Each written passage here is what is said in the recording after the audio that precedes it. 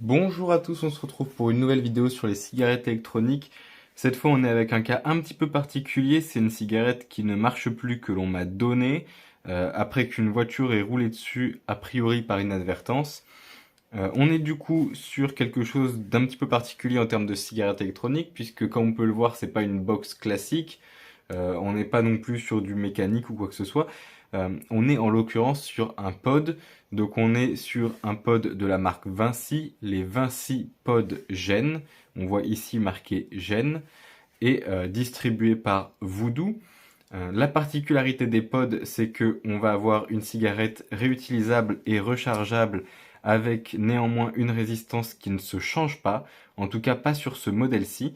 On peut faire le plein, hop, voilà, on peut faire le plein ici, donc par le côté, et la cigarette en elle-même se recharge avec une batterie intégrée par l'arrière en USB-C, donc les nouveaux universels. C'est un pod qui est disponible en 6 coloris différents plus en fibre de carbone. On est ici sur le coloris Aurore Pastel avec du coup un dégradé qui va du orange vers un bleu ciel.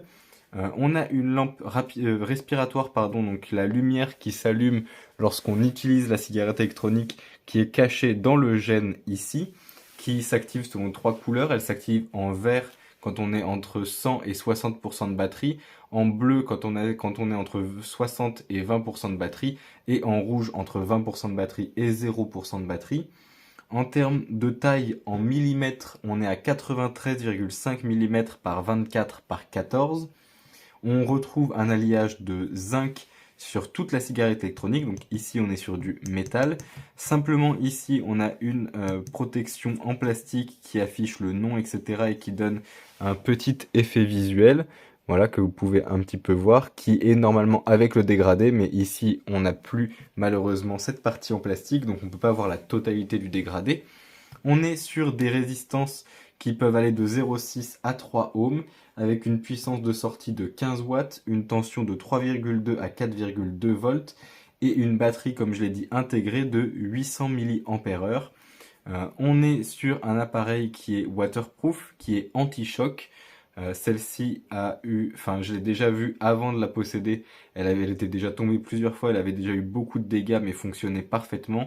Et là c'est le fait qu'on ait roulé dessus qui ne fonctionne plus. En l'occurrence c'est un genre de faux contact entre guillemets, c'est-à-dire que la batterie charge bien mais la cigarette ne s'active pas quand on inspire. On est aussi sur une cigarette qui est anti-fuite, oil-proof comme ils disent, ce qui veut dire donc que elle ne peut pas fuir en temps normal en tout cas. Si vous la remplissez mal par exemple, forcément il y aura du liquide dessus. Elle est également anti-fingerprint, donc anti-trace de doigts sur toute sa surface, donc aussi bien le métal, alors ça ne se verra pas à l'écran, mais à l'œil nu je vois bien que je ne laisse aucune trace de doigt, que sur la partie plastique, ce qui est je trouve très intéressant. Et on nous indique sur le site de Vinci, donc sur le site des Vinci Pod Gen, que l'on peut trouver facilement sur internet, j'ai pas eu trop de difficultés, qu'il n'y a également pas de color fading, donc entre guillemets, pas de la couleur ne s'estompe pas, elle ne disparaît pas avec le temps, et il est indiqué en dessous la petite mention transfert UV and coating process.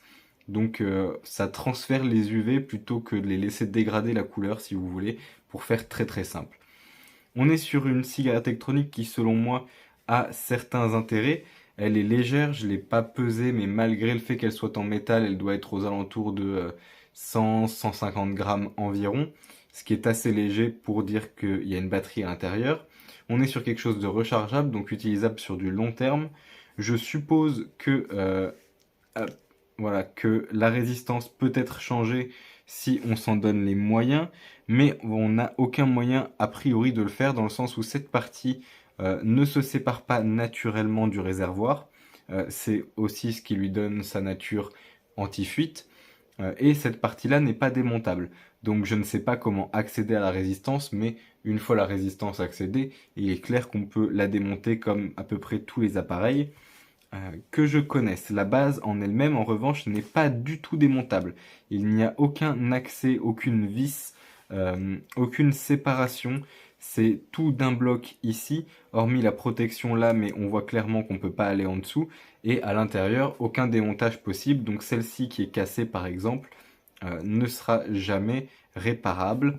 On peut observer ici un petit bouton qui est en fait l'arrivée d'air, c'est-à-dire que vous pouvez tirer à tirage fermé, à tirage entièrement ouvert ou partiellement ouvert, pardon, ce qui vous permet de réguler la quantité de vapeur aspirée, la difficulté du tirage, donc s'il faut aspirer fort pour fumer ou s'il faut aspirer entre guillemets doucement, et la concentration également du goût. En tout cas, selon moi je vois une différence, probablement du fait que j'ai consommé longtemps des cigarettes électroniques, donc j'ai beaucoup de points de comparaison.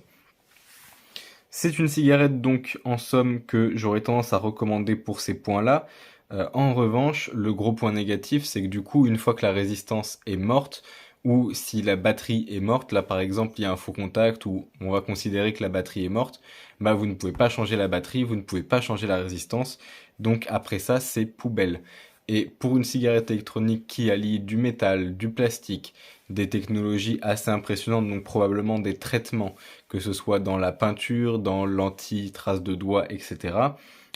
En plus de rajouter une résistance, du circuit électronique et des choses comme ça, je trouve ça dommage d'investir autant dans un produit qui n'est pas réutilisable à 100%, qui n'est pas réparable et qui n'est pas recyclable. C'est le gros point négatif, c'est ce pourquoi je vous la déconseillerais et je vous conseillerais plutôt de vous tourner ou vers des cigarettes jetables, donc des puffs qui sont recyclables. Il y en a quelques-unes, j'en ai présenté une d'ailleurs sur la chaîne qui doit être le numéro 2 des épisodes sur les cigarettes électroniques. Voilà, tout simplement. Ou de vous diriger vers des box classiques qui vont être entièrement démontables, entièrement changeables.